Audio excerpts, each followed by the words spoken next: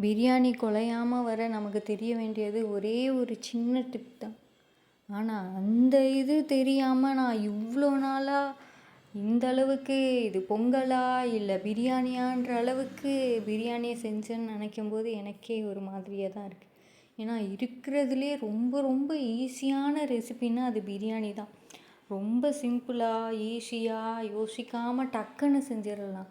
ஆனால் இந்த பிரியாணியை நான் இந்த அளவுக்கு இப்போ ஓரளவுக்கு இந்த அளவுக்கு சொல்ல முடியாது, ஓரளவுக்கு நான் இவ்வளோ பர்ஃபெக்டாக அது குலையாமல் உதிரி உதிரியாக செய்கிறேன்னா அதுக்கு பின்னாடி நான் நிறைய கஷ்டமும் பட்டிருக்கேன். என்னென்னா இந்த பிரியாணி செய்யும் போதெல்லாம் நம்ம வீட்டுக்குன்னு செய்யும் போதெல்லாம் அது நல்லா வரும். ஆனால் யாராவது ஃப்ரெண்ட்ஸ் சாப்பிட வராங்க அப்படின்னும்போது நம்ம பார்த்து பார்த்து செய்வோம், ஒவ்வொரு விஷயமும் பார்த்து பார்த்து செய்வோம். ஆனால் அன்னைக்குன்னு பார்த்து அந்த பிரியாணி பொங்கல் மாதிரி ஆகிடும். நமக்கு ஒரே அசிங்கமாக போய்டும். அந்த பிரியாணியை கொடுக்க முடியாமல் அதுக்கு பதிலாக திரும்ப நம்ம கடையில் வாங்கி அந்த மாதிரியெல்லாம் கொடுக்குற மாதிரியெல்லாம் நான் ஆயிருக்கு. ஸோ அந்த டைமில் என்ன சொல்கிறது, வேறு வழி இல்லை இல்லையா? நம்ம செஞ்ச குழஞ்ச பிரியாணியை நம்ம எல்லாருக்கும் வந்தவங்களுக்கெல்லாம் கொடுக்க முடியாதுல்ல. ஸோ அதனால் கடையில் வாங்கி நம்மளே சமைச்ச மாதிரி பில்டப்லாம் பண்ணி அப்படியே வச்சுலாம் கூட நான் கொடுத்துருக்கேன். என்னென்னா நம்ம இது ஒரு சிம்பிள் விஷயந்தான், அது ஏன் எனக்கு தெரியாமல் போச்சுன்ற மாதிரி எனக்கு ஒரு ஃபீல். என்ன மாதிரி நிறைய பேர் இருக்கலாம். அதனால தான் நான் இந்த வீடியோவில் அந்த சின்ன டிப் என்னன்றது ஒரே ஒரு விஷயந்தான். மற்றபடி டேஸ்ட் நல்லா சமைக்க தெரிஞ்சவங்க அந்த டேஸ்ட் எப்படினாலையும் வர வச்சிருவாங்க. பட் அந்த அந்த அந்த உதிரி உதிரியாக வர்றது யாருனாலையும் மிஸ்டேக் பண்ணுவாங்க. ஸோ அந்த உதிரி உதிரியாக வர்ற மட்டும் ஒரு டிப் இருக்குது. மற்றபடி டேஸ்ட்டாக வரணும், அதுக்கு எவ்வளோ மசாலா போடணும் அதெல்லாம் கேட்டிங்கன்னா எனக்கே தெரியாது. ஏன்னா எனக்கு தெரிஞ்சதெல்லாம் சும்மா அப்படியே நமக்கு என்ன கையில் வருதோ அதை அப்படியே எடுத்து போட்டு சமைக்கிற ஆள் தான் நான். எனக்கு பெருசாக இன்னொன்று நான் சமைக்கிற ஃபுட் நல்ல டேஸ்டியாக இருக்கும் அந்த மாதிரியும் நான் சொல்ல மாட்டேன். சமைப்பேன், சாப்பிட்ற அளவுக்கு இருக்கும், ஓகே, அந்த அளவுக்கு தான் நான் சமைப்பேன். இப்போ எப்படின்னா அந்த உதிரி உதிரியாக வர்றதுக்கு ஒரே டிப் சொன்னேன் இல்லையா, அந்த டிப் என்னென்னா 1க்கு 1.5 இல்லை 1க்கு 2 நீங்கள் எப்படினாலையும் தண்ணியை ஊற்றிக்கோங்க, அது ப்ராப்ளமே இல்லை. தண்ணி நல்லா கொதித்ததுக்கப்புறம் நம்ம அரிசியை போடணும். அரிசியை போட்டுட்டு அப்படியே ஓப்பன்லேயே ஹை ஃப்ளேமில் வச்சு ஓப்பன்லேயே கொதிக்க விடணும். கொதிக்க விட்டு என்ன பண்ணணுன்னா அந்த கொதித்ததுக்கப்புறம் அந்த அரிசியும் ப்ளஸ் தண்ணியும் ஈக்குவலாக வரும். அரிசி எந்த அளவுக்கு இருக்கோ அதே அளவுக்கு தண்ணியும் வரும். அந்த ஸ்டேஜில் எல்லோரும் சொல்லுவாங்க தம் போடுங்க அப்படி சொல்லுவாங்க. பட் நீங்கள் அந்த ஸ்டேஜில் போடுறத விட அந்த தண்ணியை விட அரிசி ஒரே ஒரு பாயிண்ட் கொஞ்சம் ரைஸ் ஆகி இருக்கணும். ரைஸ் கொஞ்சம் அதிகமாக நமக்கு தண்ணிக்கு கொஞ்சம் மேலே இருக்க மாதிரி இருக்கிற ஸ்டேஜில் நம்ம குக்கரை க்ளோஸ் பண்ணி விசில்லாம் விடவே தேவையில்லை. கரெக்டாக நீங்கள் அதை க்ளோஸ் பண்ணி வச்சுட்டு ஒரு 15 நிமிஷம் வச்சுட்டு சிம்மில் வச்சுருங்க. இந்த க்ளோஸ் பண்ணதுக்கப்புறம் சிம்மில் வச்சிடணும்.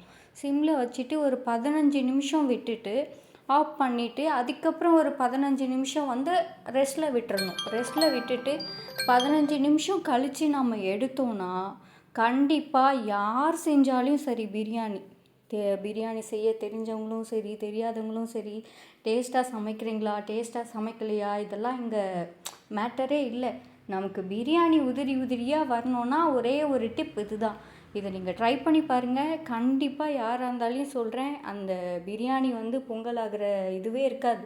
பிரியாணி கண்டிப்பாக உதிரி உதிரியாக வரும். இதை நான் எப்போ கற்றுக்கிட்டேன்னா, நான் பிரியாணி அத்தனை டைம் ட்ரை பண்ணியிருக்கேன்.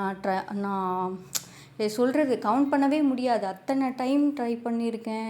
யூடியூப்பில் இருக்க அத்தனை வீடியோஸும் பார்த்துருக்கேன். அத்தனை வீடியோஸும் பார்த்து ஒவ்வொருத்தர் செய்கிறதையும் நான் ஒவ்வொரு டைமாக ட்ரை பண்ணுவேன். பட் எப்படி ட்ரை பண்ணாலும் எனக்கு வராது. ஏன் வராது அப்படின்னா அது நான் தான் மிஸ்டேக் பண்ணியிருக்கேன், அவங்க ஒரு மிஸ்டேக்கும் பண்ணல. இதை எப்போ கற்றுக்கிட்டேன் அப்படின்னா, எங்கள் வீட்டுக்கு சாப்பிட வந்தவங்களில் ஒருத்தர் சொன்னாங்க, நீங்கள் பிரியாணி செய்யும்போது பிரியாணி ரொம்ப ஈஸியான ரெசிபி, நீங்கள் அதை செய்யும்போது என்ன பண்ணணுன்னா ரைஸை அதிகமாக வேக விடக்கூடாது. அதிகமாக நீங்கள் வேக விட்டிங்கன்னா உங்களுக்கு பிரியாணி குழஞ்சிரும் அப்படின்னு சொன்னாங்க. ஸோ நான் அதுக்கப்புறம் ஒரு டைம் ட்ரை பண்ணும்போது எனக்கு அந்த பாயிண்ட் ஞாபகம் வந்துச்சு. சரி ஓகே, நம்ம எப்போவும் ரைஸை தனியாக பாயில் பண்ணி அதுக்கப்புறம் வந்து அதை கொட்டி அது அது நமக்கு செட் ஆகாது.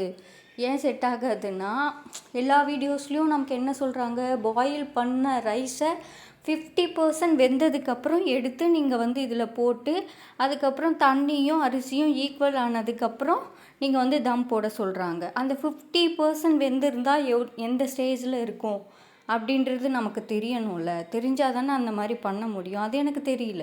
ஸோ அதனால் அந்த மிஸ்டேக் நடந்துச்சு. இப்போ நான் சொன்னேன் இல்லையா, அந்த ப்ரொசீஜர் நீங்கள் 1 பாட் ரைஸாகவே செய்யுங்க. 1 பாட் ரைஸாகவே செஞ்சாலுமே பிரியாணி நல்லா குலையாமல் நம்ம எப்படி ஹோட்டல்லாம் எப்படி சாப்பிடுவோமோ அந்த மாதிரி கண்டிப்பாக வரும்.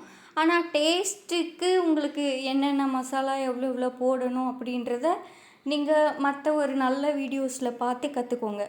இவ்வளோ மசாலா போடணுமா, எவ்வளோ மசாலா போடணும் அப்படின்றத மட்டும் நீங்கள் வேறு ஒரு நல்ல வீடியோவில் பார்த்து கற்றுக்கோங்க.